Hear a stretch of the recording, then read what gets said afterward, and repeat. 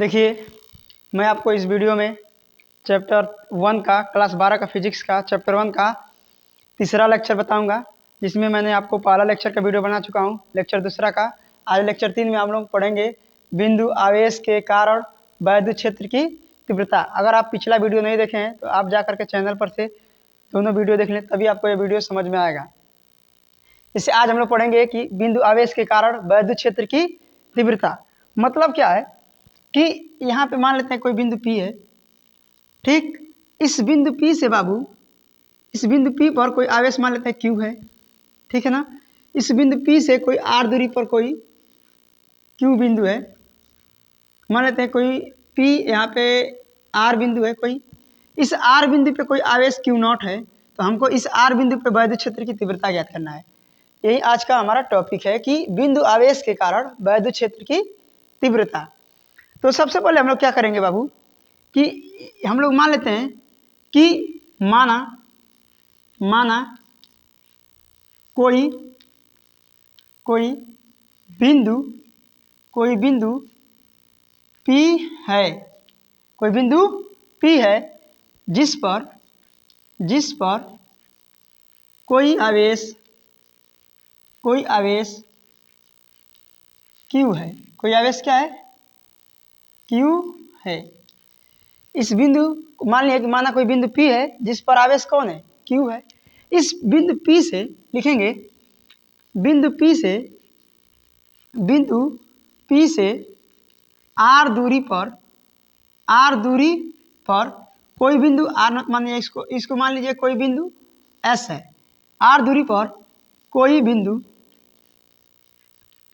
बिंदु S है जिस पर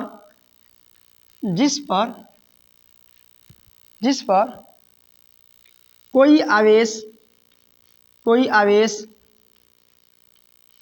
Q0 है। तो हम इस फिगर को यहाँ बना लेते हैं, यहाँ पे, ताकि लिखेंगे तो आपको समझ में आए। क्या लिखे हैं? सबसे पहले माना कोई बिंदु P है, तो यहाँ मान लेते हैं माना कोई बिंदु P है। इस P से P पर कोई आवेश, इस बिंदु पे आवेश कौन है?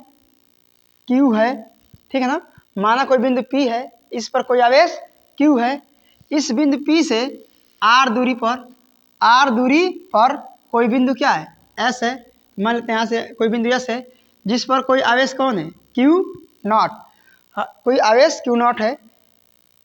बिंदु S पर हमको क्या ज्ञात करना है? वैद्युत क्षेत्र की तीव्रता ज्ञात करना है। वैद्युत क्षेत्र की तीव्रता ज्ञात करना है, ठीक है ना। वैद्युत क्षेत्र की तीव्रता ज्ञात करना है। तो सबसे पहले हम लोग क्या करेंगे कि मान लेते हैं कि माना कि जो माध्यम है, जो माध्यम लिए हम लोग, कोई भी माध्यम, उसका परावैद्युतांक K है। परावैद्युतांक क्या है? K है। जहां K बराबर होता है क्या? E/ε0। परावैद्युतांक मान लिए ये माध्यम जो भी लिए हैं उसका परावैद्युतांक क्या है? K है। तो K बराबर होता है E/ε0। जहाँ E क्या है? एप्सिलॉन क्या है? E यह पदार्थ की वैद्युतशीलता है, यह पदार्थ की वैद्युतशीलता है।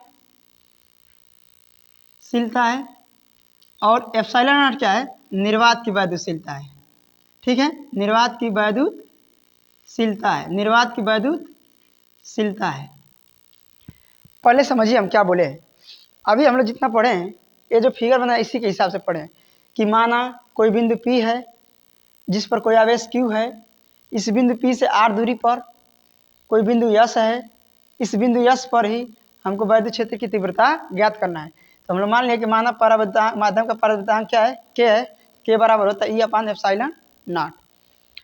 अब देखिए, हम लोग जानते हैं कूलाम के नियम से, जिसमें मैंने आपको पहले वीडियो में बताया है कूलाम का नियम क्या होता है कि कूलाम का नियम होता है F बराबर 1/4πε0।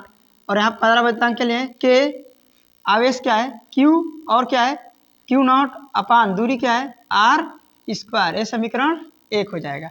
यानी हम लोग कूलाम के नियम से इसको अगर रखेंगे तो हम लोग जानते हैं कूलाम का नियम क्या होता है, यह बराबर 1/4πε0 के Q1 Q0 upon R square.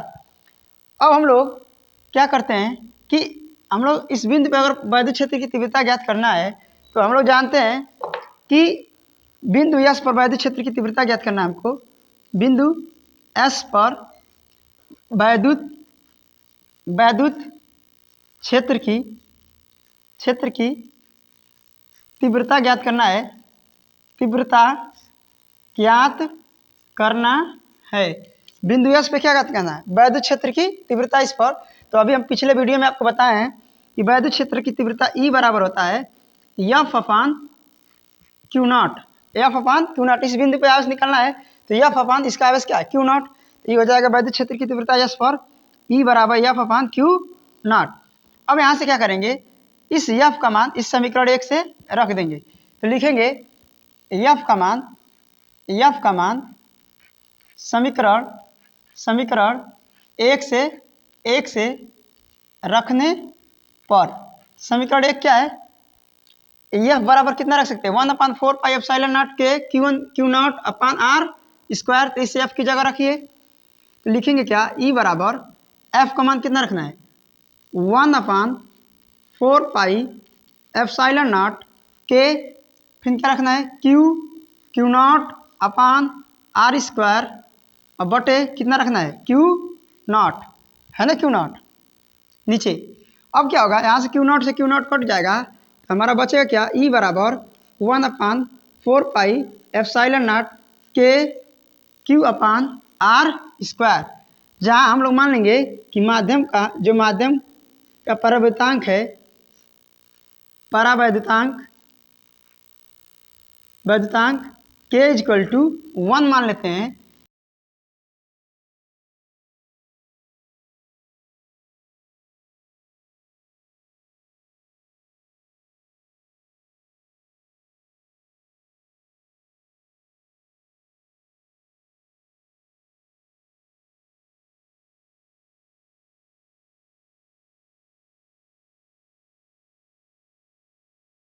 एक हेडिंग बताता हूँ, वैद्युत द्विध्रुव।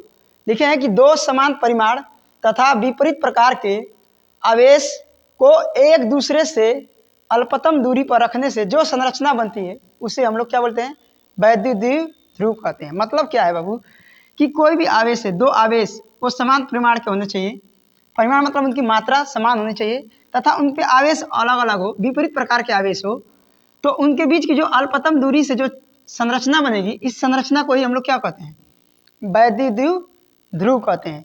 और आपसे पूछा जाए वैद्युत द्विध्रुव आघूर्ण किसे कहते हैं, तो आप लोग बताना है कि दोनों आवेशों में से किसी एक आवेश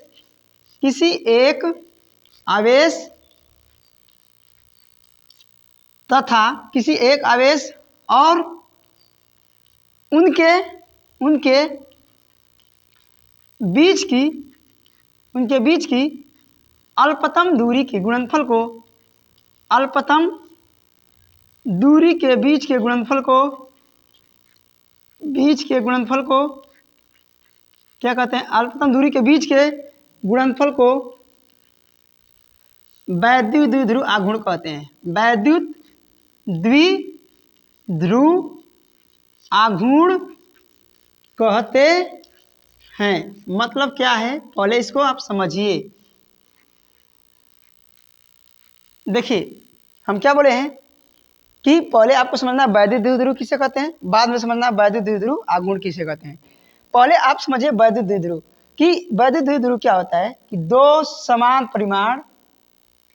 परिमाण दोनों क्यों लिए हैं, अलग अलग नहीं है, दो समान परिमाण तथा विपरीत प्रकार का आवेश है। इस पे प्लस आवेश है, इस पे प्लस आवेश है और इस पे माइनस आवेश है। दो समान परिमाण तथा विपरीत प्रकार के आवेश लिखे ना को एक दूसरे से अल्पतम दूरी पर, एक दूसरे से कितने दूरी पर, अल्पतम दूरी मान लेते हैं 2L है, अल्पतम दूरी पर रखने से जो संरचना बनती है उसे हम लोग क्या बोलते हैं, वैद्युत द्विध्रुव आघूर्ण कहते हैं। वैद्युत द्विध्रुव कहते हैं। लेकिन आपसे पूछा जाए वैद्युत द्विध्रुव आघूर्ण किसे कहते हैं, तो दोनों आवेशों में से, इन दोनों आवेशों में से किसी एक आवेश, कोई भी आवेश ले लीजिए, और उनके बीच की अल्पतम दूरी कितना है 2l के दूरी के गुणनफल को हम लोग क्या कहते हैं, वैद्युत द्विध्रुव आघूर्ण कहते हैं। तो आप इस वैद्युत द्विध्रुव आघूर्ण को हम लोग किससे दर्शाते हैं, इसको P से दर्शाते हैं, P से दर्शाते हैं। तो आप बताइए P बराबर क्या हो जाएगा, कोई भी आवेश ले लीजिए, हम Q ले लेते हैं, Q गुणे उनके बीच की अल्पतम दूरी कितना है 2l है। तो यहाँ से हमारा सूत्र बनेगा P बराबर 2ql, यानी वैद्युत द्विध्रुव आघूर्ण बराबर P बराबर क्या होता है 2ql, ठीक है ना। जहाँ इसका मात्रक क्या होता है, मात्रक आपसे पूछा जाए तो आप मात्रक बता सकते हैं कूलाम मीटर, ये किसका मात्रक होता है, वैद्युत ध्रुव का। या आपसे इसका एक मात्रक बहुत बार पूछा जाता है डिबाई, आपसे पूछा जाए डिबाई किसका मात्रक है, तो भी आपको बताना है वैद्युत द्विध्रुव आघूर्ण का क्या मात्रक होता है डिबाई। और इसका बीमा बता सकते हैं, बीमा क्या होगा इसका, तो आप बता सकते हैं ALT, क्या होगा ALT, ये इसकी बीमा होगा, ठीक है ना। आशा करते हैं आप लोग को समझ में आए, ठीक है।